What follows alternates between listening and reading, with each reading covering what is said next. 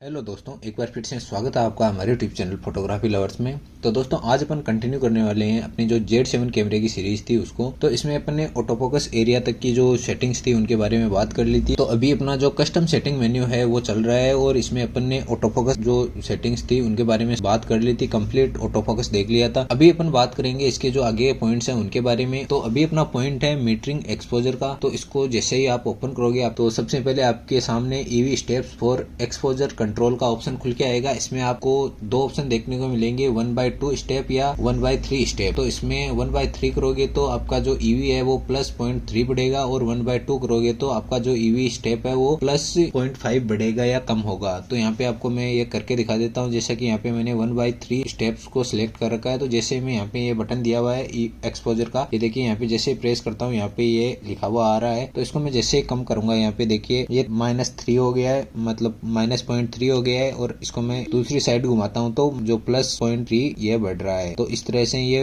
1/3 के जो कंपैरिजन में बढ़ेगा। और यहीं पे अगर मैं इसको चेंज कर देता हूँ 1/2 पे तो ये देखिए आपका जो एक्सपोजर है वो 1.5 के रेशो में बढ़ना स्टार्ट हो जाएगा। तो यहाँ से आप इसको 1/3 रख सकते हैं। अगर आपकी जो लाइट वगैरह है या एक्सपोजर कम आ रहा है तो इसको कम या ज्यादा करके आप लाइट को यूज कर सकते हैं। इसके बाद हमें ऑप्शन देखने को मिलता है आई एक्सपोजर कंपनसेशन का। तो इसमें आपको दो ऑप्शन देखने को मिलते हैं, ऑटो रिसेट ऑन या फिर ऑफ। तो इसको आप ऑफ रखिए। जैसे आपकी जो आईज पे अगर शेडो आ रही है, छाया आ रही है तो आपका एक्सपोजर एकदम से ज्यादा बढ़ जाएगा। और अगर मतलब जो एक तरह से ये बोल सकते हैं कि आपकी आईज की लाइट के अकॉर्डिंग आपका एक्सपोजर सेट हो जाएगा। तो मैं इसको ऑफ ही रखता हूँ। वेडिंग फोटोग्राफी में इसकी ज्यादा जरूरत है नहीं क्योंकि पोस्ट एडिटिंग में ये सभी काम हो जाते हैं। इसके बाद हमें ऑप्शन देखने को मिलता है सेंटर विजेट एरिया का। तो इसमें आप एवरेज एरिया या 512 mm का एरिया ये दो सिलेक्ट कर सकते हो। तो इसमें इसके बाद हमें ऑप्शन देखने को मिलता है फाइन ट्यून ऑप्टिमल एक्सपोजर का। तो ये मीटरिंग के साथ काम करता है तो इसको आपको चेंज करने की जरूरत है नहीं क्योंकि जो आपका कैमरा है वो ऑटोमेटिकली इन चीजों को डिटेक्ट कर लेता है। तो दोस्तों ये हो गया अपना जो मीटरिंग और एक्सपोजर का मेन्यू था वो कंप्लीट। इसके बाद हमें ऑप्शन देखने को मिलता है टाइमर या एई लॉक का। तो इसको जैसे आप ओपन करोगे आपके सामने शटर रिलीज बटन एई लॉक का ऑप्शन खुल के आएगा। तो इसमें आप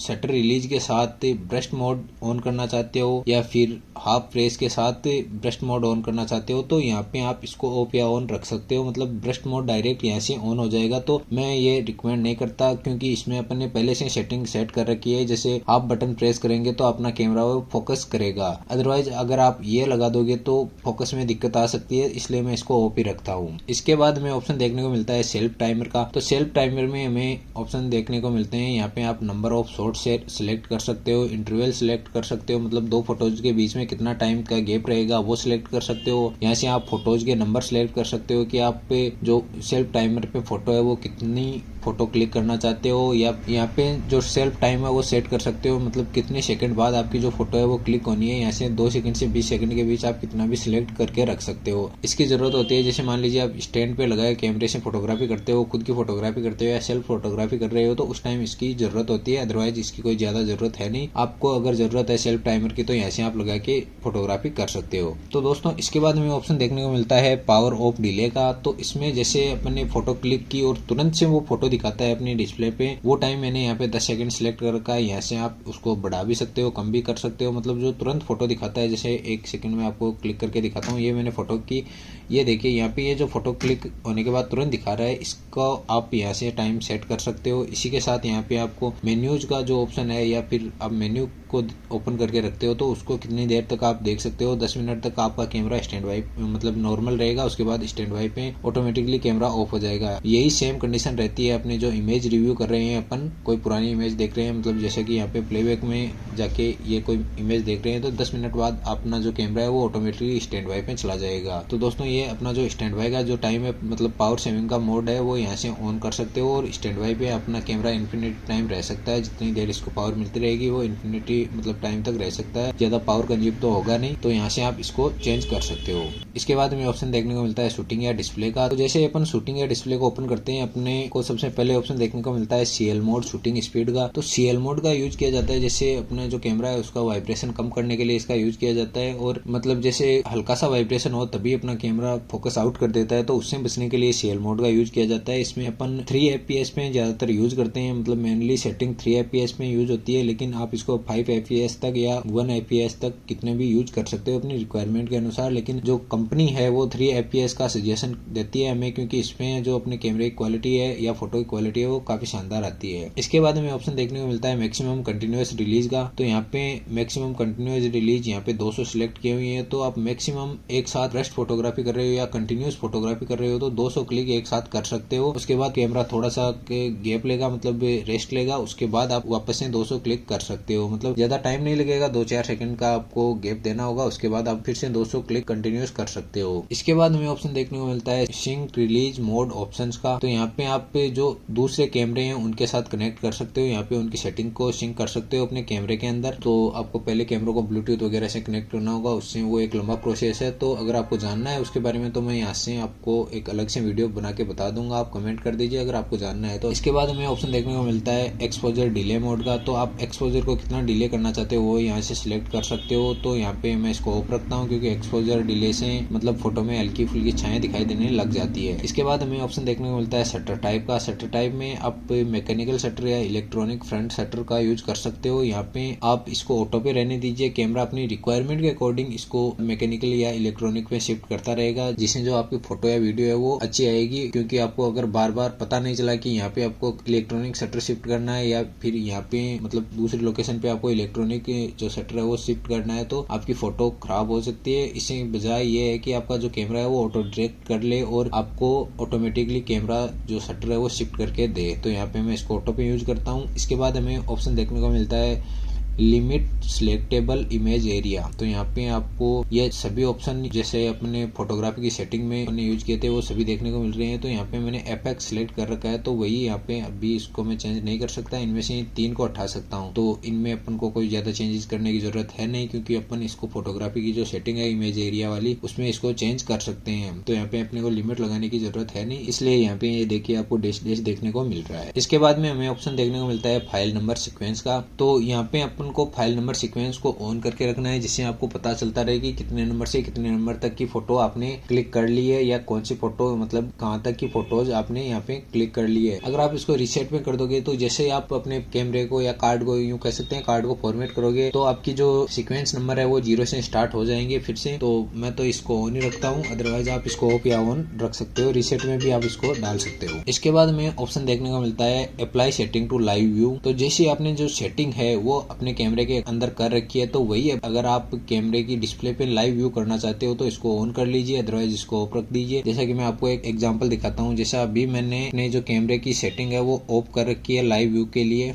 तो मैं इसको थोड़ा सा इसका ISO कम करता हूँ। ये देखिए अभी मैंने ISO इसका कम कर दिया, लेकिन मेरी डिस्प्ले में कोई चेंजेस नहीं है, ये उसी तरह से दिखाई दे रहा है। अभी देखिए मैं एक फोटो क्लिक करता हूँ यहाँ से, अभी मैं एक्चुअल फोटो दिखाता हूँ तो ये देखिए अभी मेरी लाइव सेटिंग है वो कुछ अलग है और मेरे डिस्प्ले पे कुछ अलग दिखा रहा है। तो यहाँ पे आप देख सकते हो, ये देखिए अभी मेरी जो डिस्प्ले की सेटिंग है वो कुछ इस तरह की दिखाई दे रही है, लेकिन जो लाइव है जो कैमरे की एक्चुअल सेटिंग है वो कुछ इस तरह की है। तो लाइव सेटिंग को यहाँ पे अप्लाई करने के लिए इसको मैं ऑन करता हूँ। ये देखिए जैसे मैं इसको ऑन करता हूँ, अब देखिए जो एक्चुअल सेटिंग है कैमरे की जो मैंने अंदर से एक्चुअल सेटिंग कर रखी है वही अभी डिस्प्ले पे दिखाई दे रही है। तो मैं इसको अभी थोड़ा सा देखिए यहाँ पे इसको बढ़ा देता हूँ ISO को। ये देखिए अभी थोड़ा सा ज्यादा हो गया।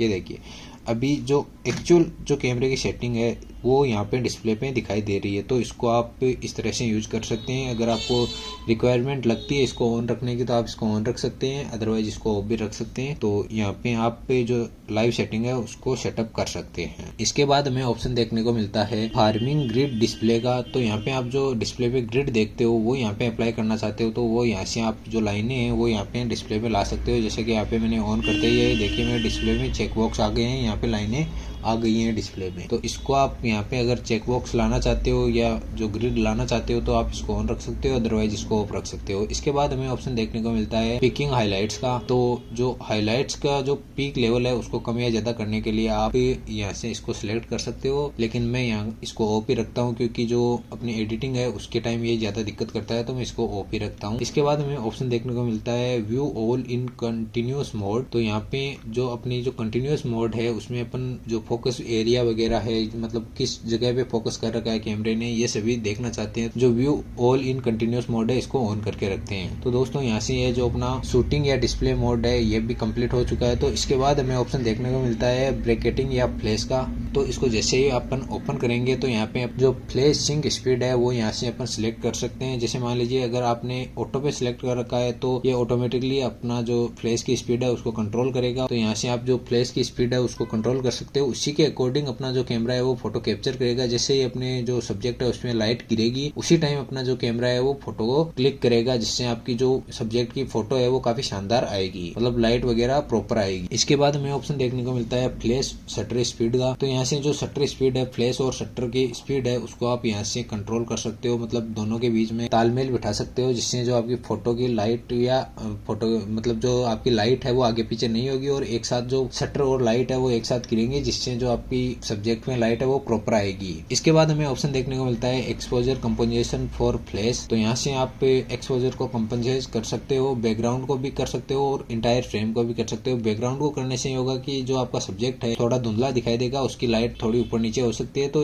मैं सजेस्ट करता हूँ कि आप इंटायर जो फ्रेम है उसको कंपनसेशन करें, जिससे आपकी जो फ्लैश और कैमरे के बीच तालमेल है वो काफी अच्छा बना रहे। तो इसके बाद हमें ऑप्शन देखने को मिलता है ऑटो आईएसओ सेंसिटिविटी कंट्रोल। तो इसमें अपने को दो ऑप्शन देखने को मिलते हैं, सब्जेक्ट ओनली और सब्जेक्ट एंड बैकग्राउंड। तो मान लीजिए आप अगर सब्जेक्ट ओनली पे सिलेक्ट करके रखते हैं तो जिस सब्जेक्ट को आपने फोकस कर रखा है उसी की लाइट को ये कैमरा है ना वो मतलब कंपनसाइज करेगा, जो आईएसओ है उसकी सेंसिटिविटी कम या ज्यादा करेगा। इसके अलावा अगर आपने कोई सब्जेक्ट एंड बैकग्राउंड दोनों को सिलेक्ट कर रखा है तो बैकग्राउंड और सब्जेक्ट दोनों के बीच में आपका जो कैमरा है वो तालमेल बिठा के जो एक एवरेज लाइट है वो प्रॉपर आईएसओ की सेंसिटिविटी के साथ सेट करके आपको आउटपुट देगा। तो यहाँ से आप इसको यूज कर सकते हो। इसके बाद हमें ऑप्शन देखने को मिलता है मॉडलिंग फ्लैश का। तो मॉडलिंग फ्लैश अगर आप यहाँ पे जो फ्लैश लगाते हो उसके लिए है तो इसको आप ऑन करके रखिए। अगर आप इसको ऑफ कर दोगे तो आप जो एक्सटर्नल फ्लैश लगाते हो वो काम नहीं करेगी। इसके बाद हमें ऑप्शन देखने को मिलता है ऑटो ब्रैकेटिंग मोड का।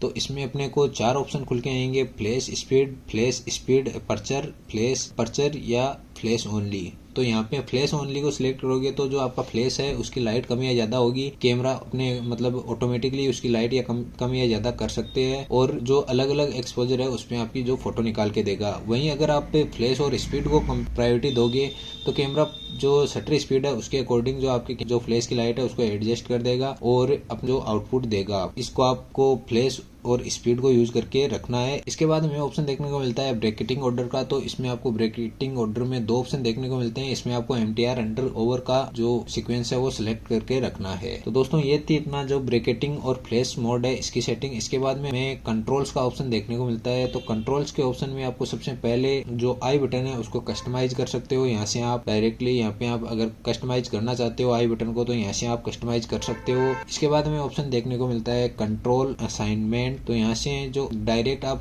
कस्टम फंक्शन बटन्स हैं, जैसा कि आपको आगे की तरफ लेंस के पास में जो बटन्स देखने को मिलते हैं, फंक्शन बटन्स देखने को मिलते हैं, इनको आप कस्टमाइज करना चाहते हो तो यहाँ से आप उनको कस्टमाइज कर सकते हो। इसके बाद हमें जो ओके बटन है इसको आप सिलेक्ट करना चाहते हो, मतलब जो शूटिंग वगैरह के लिए इसको यूज करना चाहते हो तो आप इसको यहाँ से कस्टमाइज कर सकते हो। इसी के साथ आप शटर स्पीड और अपर्चर लॉक को यहाँ से अगर आप ऑन ऑफ करना चाहते हो तो यहाँ से आप इसको ऑन ऑफ कर सकते हो। शटर स्पीड और अपर्चर लॉक को यहाँ से आप ऑन या ऑफ कर सकते हो। तो यहाँ पे आप शटर स्पीड को लॉक करके मतलब एक एडजस्ट करके यहाँ से आप इसको लॉक कर सकते हो। अपर्चर को भी आप यहाँ से लॉक कर सकते हो। मैंने शटर स्पीड को मान लीजिए यहाँ से लॉक कर दिया तो मैं यहाँ से इसको शटर स्पीड को चेंज नहीं कर पाऊंगा। ये देखिए मैं यहाँ से शटर स्पीड को यहाँ पे चेंज नहीं कर पाऊंगा। यहाँ पे L लिखा हुआ आ रहा है तो मतलब ये है कि इसको मैंने लॉक कर रखा है। तो यहाँ से आप शटर स्पीड को लॉक कर सकते हो और अपर्चर को भी आप यहाँ से लॉक कर सकते हो। जैसे कि मैं यहाँ पे अपर्चर को भी आपको लॉक करके दिखा देता हूँ।